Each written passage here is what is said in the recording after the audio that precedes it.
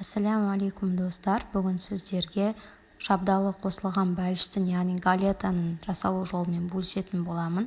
Менімен бірге болыңыздар.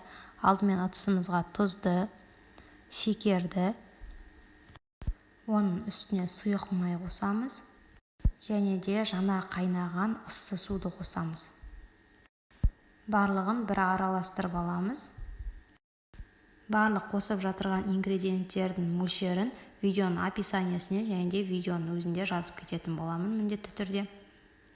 Араластырып алғаннан кейін үстіне ұнды електен өткізіп қосамыз және де оның үстіне қопсытқышты қосамыз.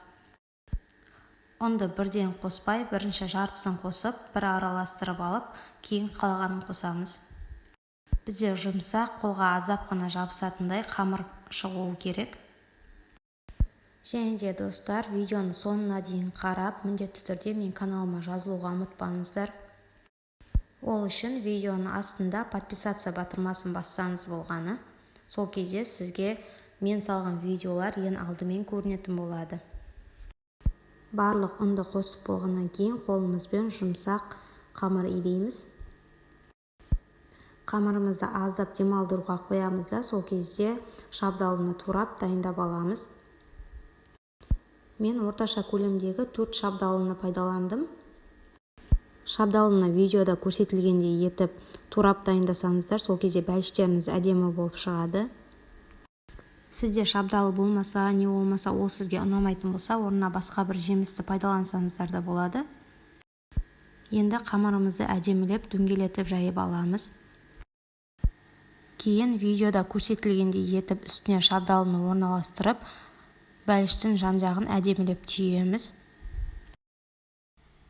Бұл қамырмен жұмыс жасау өте оңай және де пісіп дайын болған кезде ол қатпарлы қамыр, яғни слоеный тесто сияқты болып шығады. Бәрі дайын болғаннан кейін бетіне сахарная пудра, не болмаса шекер сепсеңіздер де болады. Мен көріп тұрғандарыңыздай шекерді пайдаландым. Дайын болған бәлішімізді формаға орналастырып, 180 градуста қызып тұрған пеште беті аздап қызарғанға дейін ғана пісіріп алсақ жеткілікті. Қамырдың бетіне жұмыртқа майы жақпасаңыздар да, қамыр өте жұмсақ, қатпарлы болып шығады.